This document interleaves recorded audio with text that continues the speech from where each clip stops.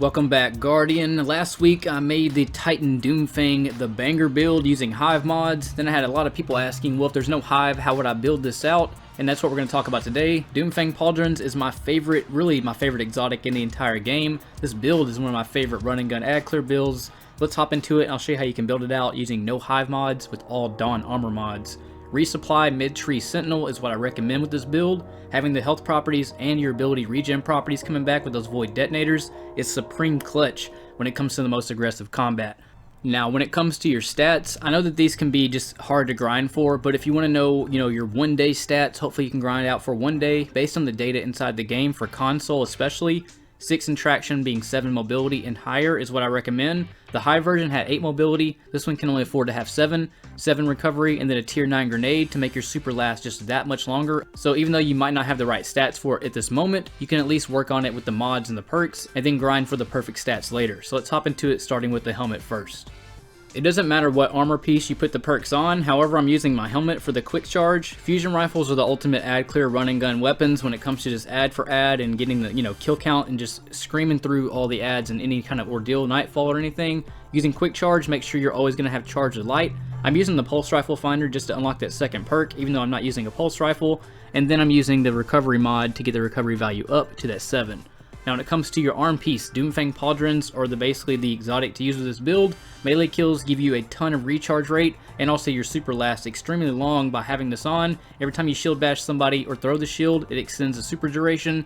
When it comes to the perks that I'm putting on it, I'm using Enhanced Rifle Loader and then a Scout Rifle Loader. I'm not 100% convinced that Enhanced Rifle Loaders stack. They might, but I just can't tell the difference. So I'm using a Scout Rifle Loader and an Enhanced Rifle Loader, and then another recovery mod to get my recovery value up to 7. But you might have a different role on your Doomfangs, so balance them how you need to just to achieve the stats that you saw previously. And then moving on to the chest piece. So there's 2 versions here.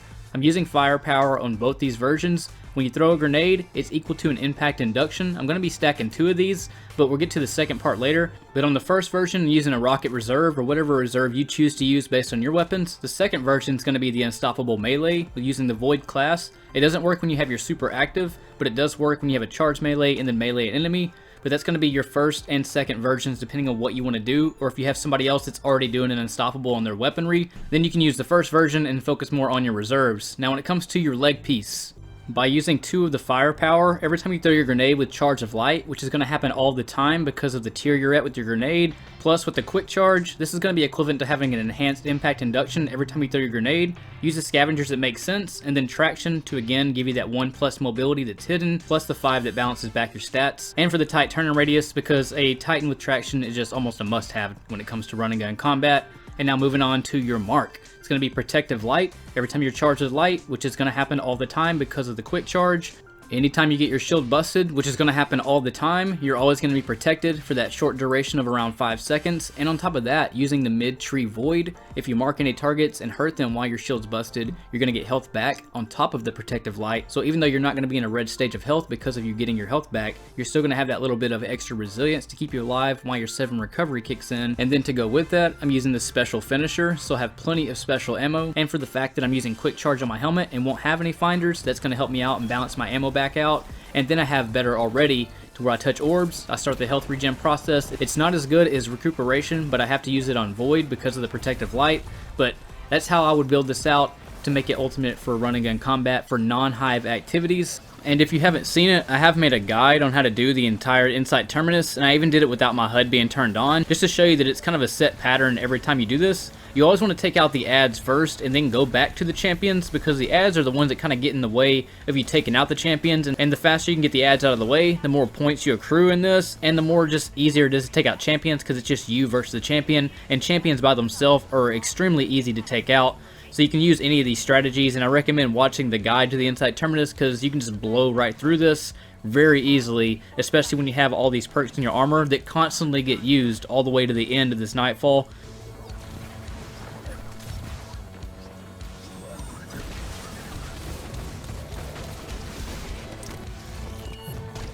When it comes to the mid area, when you come to the first unstoppable champion, the way you do this is just spray Telesto on the ground, throw your grenade, you'll have your grenade back by the time the unstoppables come out for that second wave, and then all you do is you wait for them to come out right at the front gate, have your other teammates stay there charging, get ready to do your melee, hop backwards, throw your rocket out, and then just have your teammate do the other unstoppable. Or if you're doing this solo, I'll also show you how you can do this solo and hide from the second unstoppable. That way you can charge the plate and kill him without having more unstoppables keep respawning out. When it comes to the massive center area, this is where your Doomfang Pauldron is going to come in handy because it pretty much will stay active the entire time on every wave. And you can get 2, possibly 3 supers before all this whole battle's over. And I recommend killing all the ads because that's just the most fun part of Destiny. And you can get a ton of points for this, so if you're trying to rack up your score for your Nightfall, this is a good way to do it.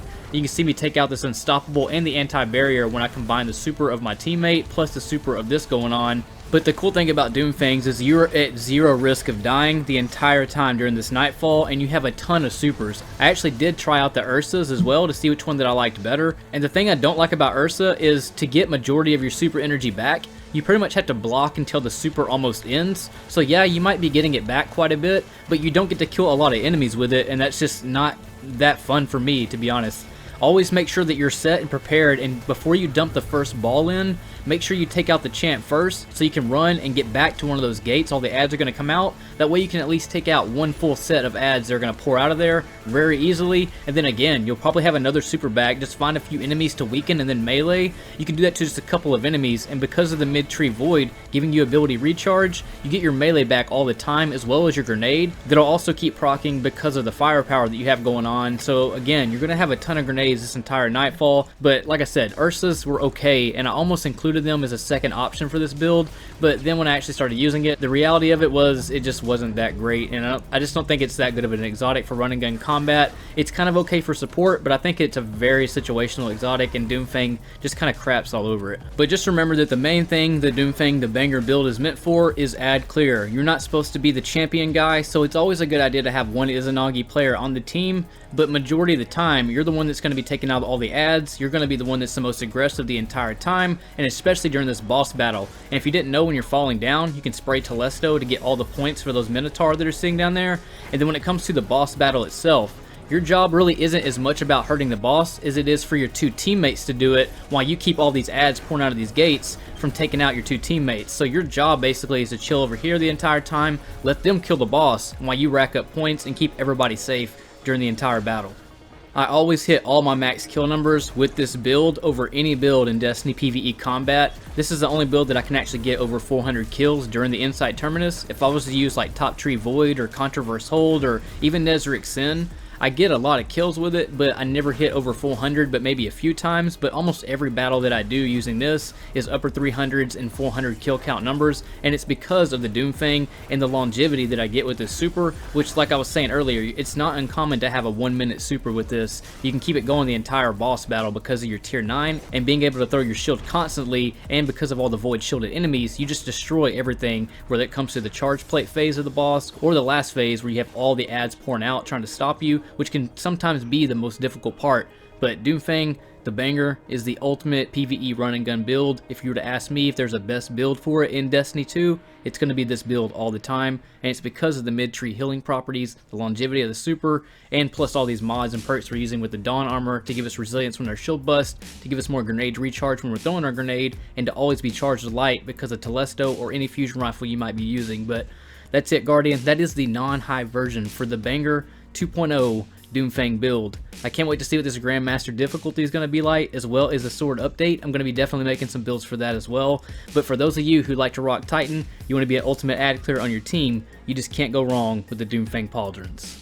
We're about to see a ton of changes coming in March. I can't wait to see exactly what's happening with the new update, what new building is going to be like, how all that's going to be changing with the affinity and being able to change your burns and just all kinds of stuff. And like I made that video just yesterday when I was talking about, oh, we're going to be able to change burns on weapons. I highly doubt that it will happen, but I'm not going to close any optimism that it might happen one day in the future. I think that one day the game will progress. They're going to figure out new ways to make combat just a little bit different. I'm excited to change the affinity on some of the exotics that I have, so that's going to be an exciting change. I want to see what this new Grandmaster difficulty, what the ads are going to be like, if it's going to be a permanent cap that you just can't get above when you're max light to maintain difficulty. I think that's exactly what the game needs. Once it starts getting too easy, the game gets kind of stale, so I'm just excited for the future of the game and all the changes that are going to be happening. Let me know what you think in the comments. You Guardians, take it easy. I'll see you all in the next video next time.